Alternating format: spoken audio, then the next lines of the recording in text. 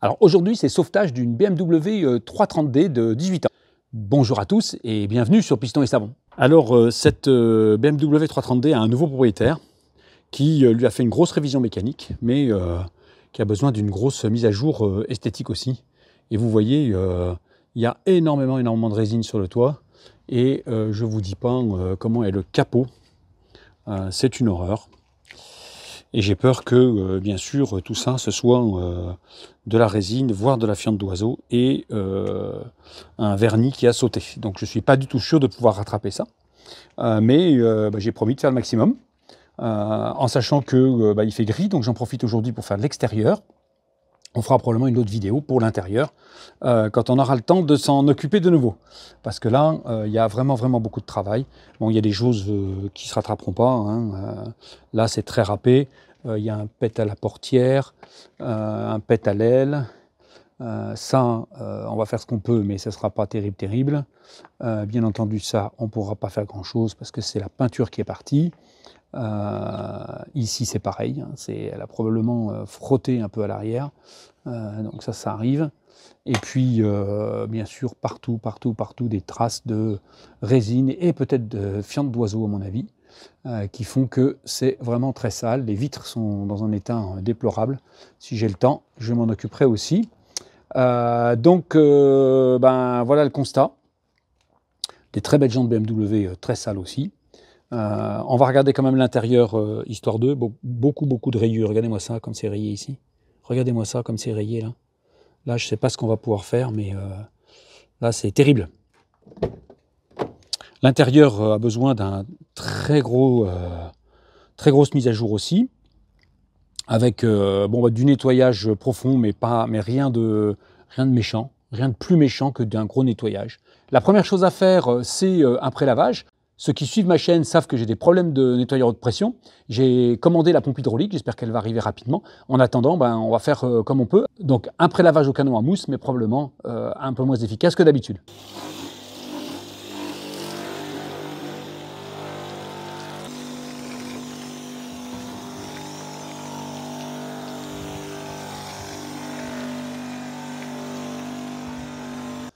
Le principal, c'est de laisser agir le produit pour que la saleté principale.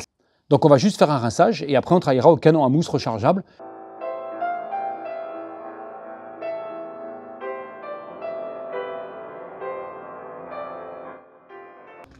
Alors je vais faire un lavage au gant de décontamination. Il est très usé, donc ça ne fait pas grand chose, mais c'est pour essayer d'avancer un peu plus vite le travail parce que j'ai pas fini.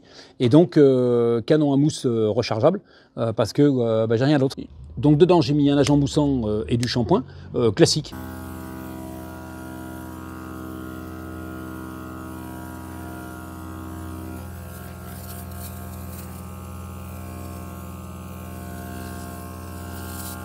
Alors j'ai une belle mousse, c'est ce qu'il me faut pour faire de la décontamination et en même temps un lavage. Alors je vous rassure, hein, de toute façon on va laver la voiture plusieurs fois, donc c'est bien suffisant de commencer comme ça et de faire directement une décontamination puisque j'ai fait un pré-lavage et que maintenant un rinçage et que maintenant ce qu'il faut c'est à la fois laver et décontaminer pour préparer le polissage et surtout le traitement de la résine. Donc on va voir si on va y arriver. De toute façon, il va falloir polir, mais je ne suis pas sûr qu'on y arrive. La carrosserie est très contaminée. Oui, puis on sent bien la résine. Là, hein. Là, on sent bien les taches de résine. Donc il va falloir traiter ça.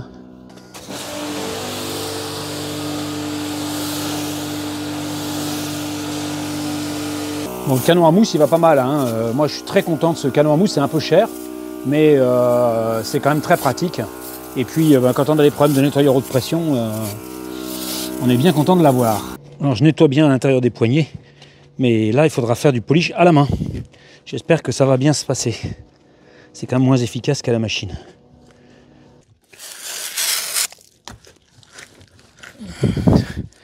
Quand on commence à être sur le bas de la voiture, il faut rincer très souvent le gant pour pas faire de bêtises. Et vous voyez que je fais pas le bas de caisse complet, mais je vais le repasser après.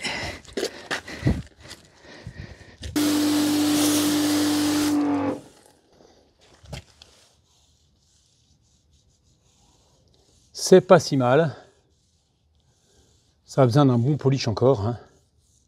Mais c'est pas si mal. Goudron, goudron, goudron.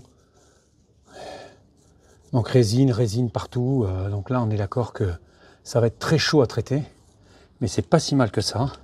On commence à voir le noir un peu... c'est un noir un peu métallisé avec un peu de gris bleuté dedans. Là, c'est très joli. Mais c'est pas encore mis en valeur. Donc je finis toute la carrosserie comme ça.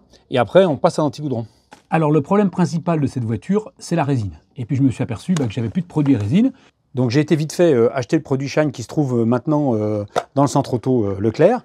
Et en même temps, j'ai vu qu'ils vendaient lingettes nettoyantes résine colle.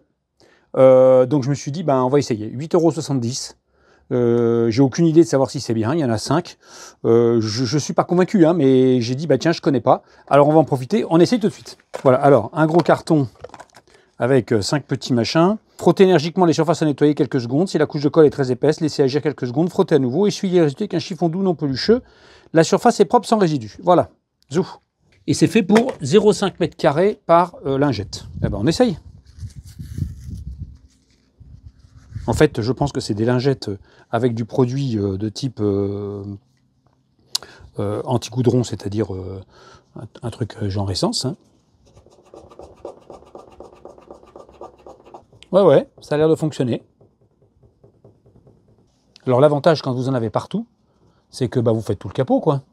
Parce que là, il y en a vraiment partout, hein. Et on sent la différence entre là où il y a de la résine et où là, où c'est pas de la résine, mais du vernis qui est attaqué, quoi. Et comme je pense que là, j'ai fait un demi-mètre-carré, je vais passer un coup de microfibre. Moi, je conseille quand même de rincer un peu parce que vous voyez, on voit bien qu'il y a du solvant. Et donc, je vais finir cette partie-là pour pouvoir rincer à l'eau directement. Donc là, je mets carrément de la PC.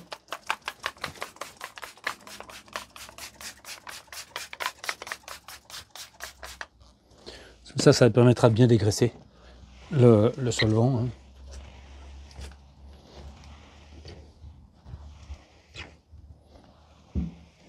Alors finalement, un produit assez convaincant. Ce que je vais faire sur l'autre côté, c'est que je vais prendre mon produit Shine et comme ça, on va comparer.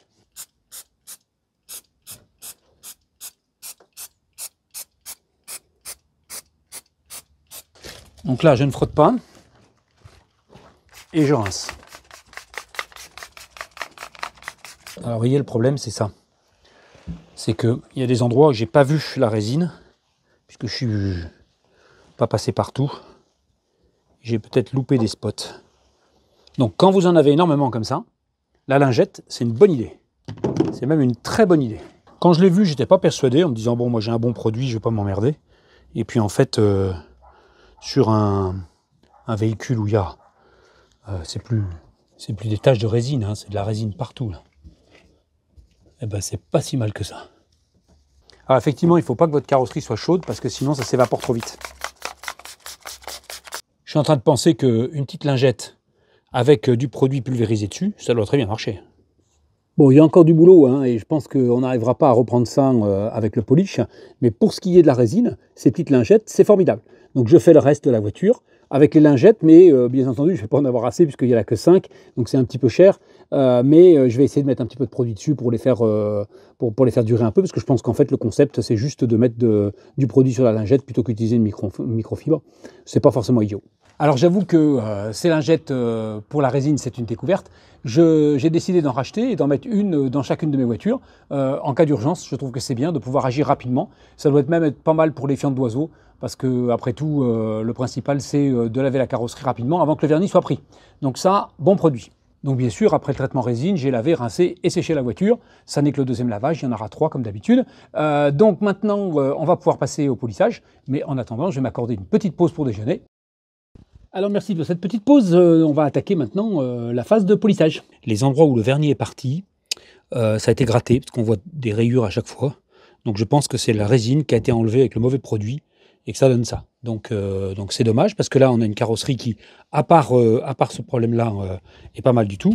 Donc j'ai choisi de prendre un fine cut. C'est donc un polish intermédiaire avec un pad plutôt un peu dur. On imprègne le pad. Et on lui met 3 petites noix et c'est parti. Je vais faire quand même bien le côté où c'est rayé, hein, parce que là, il y a des grosses rayures.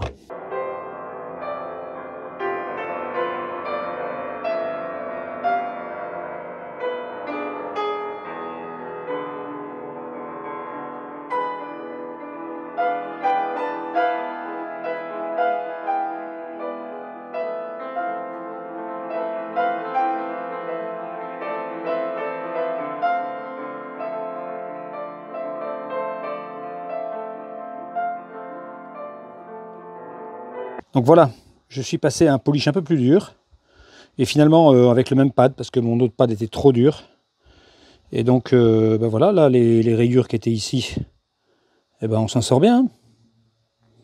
On s'en sort bien. La grande rayure, on s'en sort bien aussi. Là, on commence à voir un peu le fond. Voilà, là, c'est pas fait, hein. On voit bien, c'est très différent. Bon, c'est pas encore parfait, hein, mais c'est que la première passe. Alors j'ai fini cette portière, donc maintenant il faut que je fasse l'intérieur de la poignée. Vous avez vu qu'elle était très abîmée. Donc j'ai le choix de prendre un petit pad à main, là ça se trouve très facilement, ou j'ai acheté un lot de pads qui se mettent sur la perceuse sans fil ou sur la polisseuse, mais bon elle est un peu grosse pour ça, qui ont l'avantage d'être un peu plus durs, parce que quand vous êtes à la main, il faut prendre un peu plus dur et un grade un peu plus fort en termes de polish. Puisque là, c'est à la main. Évidemment, à la main, c'est quand même beaucoup moins efficace. Là, mon pad est un petit peu gros, hein, mais parce que c'est ça. Mais alors, le petit pad très souple. Je trouve qu'il est trop souple, l'autre. Je vais rien arriver à faire. Pendant que j'y suis, je vais faire bien l'arête ici. Et le tour de la serrure, qui est difficile à faire avec la machine. Alors bien sûr, ceux qui n'ont pas de machine peuvent faire toute la voiture comme ça, mais je ne vous le recommande pas, c'est très long. J'ai déjà fait mes premières voitures comme ça, c'est extrêmement long. Et donc je vous conseille une machine, les premières sont à moins de 100 €. Donc là, il ne faut pas se gêner. Si vous voulez faire du polissage, il faut ça. Bon, c'est mieux, c'est beaucoup mieux, mais vous voyez, dessous, c'est pas parfait. C'est pour ça que je le regarde un peu par-dessous. C'est pas parfait ici. Je vais essayer d'insister un peu là, mais je pense que là, on est vraiment grave. On est vraiment grave. Elle a 270 000 km la voiture, hein, faut pas l'oublier. Hein, c'est pas une jeunette. Hein. Bon ben voilà, on lui a redonné un peu de brillant. Ça c'est des traces, mais ça partira à l'IPA, c'est pas grave. C'est pas grave du tout.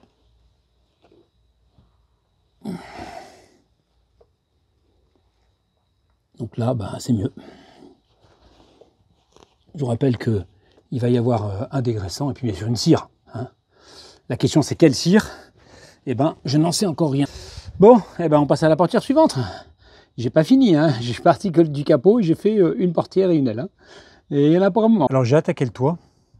Et là, là la différence est absolument nette. C'est vraiment... là, je suis content de ce que j'ai fait.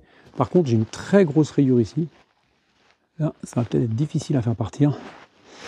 Encore une fois, c'est profond. Par contre, là, je veux dire que l'avant-après, c'est vraiment... c'est superbe. Hein. Superbe, je suis content. J'ai fini le polish, ça a été long, ça a été fastidieux. Donc, je suis assez content du résultat. Vous voyez que la brillance est là. Donc, j'ai pas mis la cire, j'ai pas encore fait de l'IPA.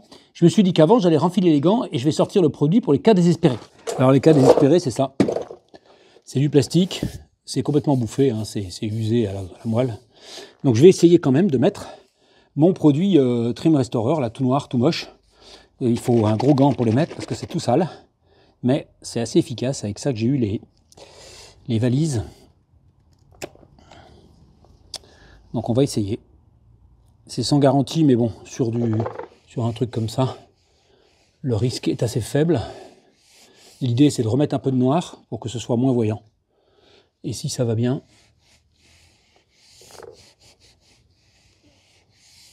je ferai aussi un peu le côté là.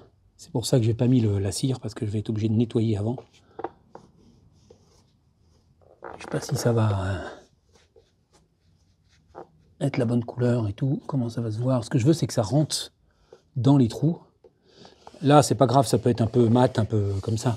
Mais sur le côté, ce que je veux, c'est que ça rentre dans les trous, que j'enlève le surplus et de voir ce que ça donne. Juste pour enlever le surplus.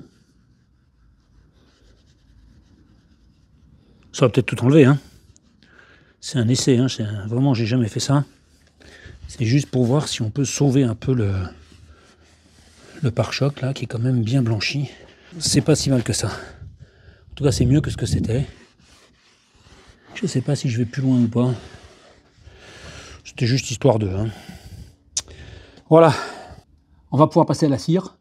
J'avoue qu'il fait chaud, plus chaud que ce qui était prévu, et puis que je commence à être fatigué. Et donc j'ai décidé de prendre la cire la plus facile à poser avec un résultat extraordinaire. Donc c'est Lucent de chez Chemical Guy que j'ai ramené des États-Unis. J'ai déjà bouffé la moitié du pot. C'est vrai, c'est vous dire si je l'apprécie. Il va peut-être falloir que je me débrouille pour en avoir un deuxième. Alors ce qui est bien, c'est que elle est super facile à passer, surtout sur une carrosserie aussi lisse. Après son polichin là, c'est un régal.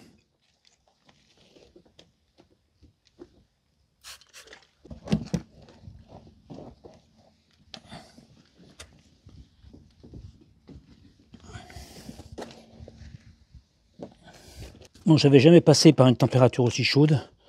Comme d'habitude, il ne faut pas traîner. C'est une cire qui sèche très vite. Donc, il ne faut pas traîner, mais... Ouf. Excellent. Moi, je suis assez content du résultat. On va faire les détails qui sont importants. Et dans ces détails, il y a tous les plastiques extérieurs. Parce que là, vous voyez, ils sont pas noirs comme il faut. Et donc, pour ça, on va utiliser un produit de chez Lucas, qui est au départ un marchand d'huile, hein, mais qui fait aussi de très bonnes cires, polymères, et puis des produits comme celui-là.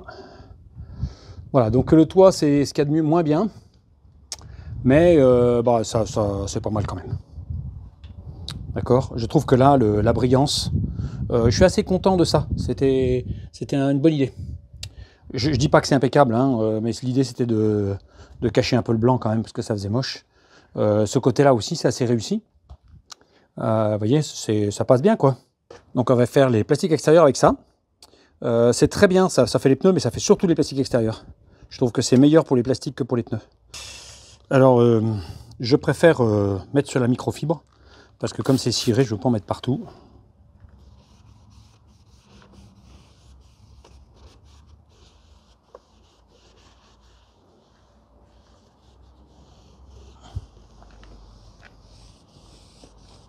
J'avais oublié les échappements. Malheureusement, sous la calamine ici, il manque du chrome. Mais bon, c'est quand même plus propre. 8 heures de travail sur cet extérieur, je trouve que c'est pas mal. Et j'ai pas du tout eu le temps d'ouvrir l'intérieur, si ce n'est les vitres, puisqu'on ne fait pas les vitres que d'un côté, sinon ça n'a pas de sens. Je trouve que c'est un sauvetage qui valait le coup, parce que cette voiture, c'est une grande routière, c'est une voiture très fiable, et malgré ses 270 000 km, avec tous ces trains roulants qui ont été refaits, je pense qu'elle peut encore aller loin. Alors cette vidéo m'a permis de découvrir des produits lingettes pour enlever la résine. C'est nouveau pour moi, je ne sais pas si vous connaissiez, dites-le moi en commentaire. En tout cas, c'est très efficace et je conseille de l'avoir dans sa voiture pour les cas d'urgence, parce que c'est des choses qui n'attendent pas. Vous avez vu que sinon, c'est le vernis qui prend, et le vernis là, il est entièrement à refaire. Alors je dois vous annoncer que je vais me calmer sur le detailing, qu'il n'y aura peut-être qu'une vidéo par mois, que je vais quand même être obligé de faire un peu un break. Tout ça parce que j'ai des projets importants qui démarrent et qu'il me faut du temps pour ça. Donc je vais être obligé de faire un petit break. Et puis ce break, il est aussi l'occasion de partir 15 jours en vacances en moto. La vidéo du road trip sortira, j'espère, au mois d'octobre. Elle sortira sur la chaîne Piston et Savon, mais aussi sur Piston et Boulon, où j'ai fait la restauration de la moto en question. Je compte sur vous pour la regarder. Je vous remercie d'avoir suivi cet épisode de Piston et Savon, et je vous dis à bientôt pour une nouvelle vidéo.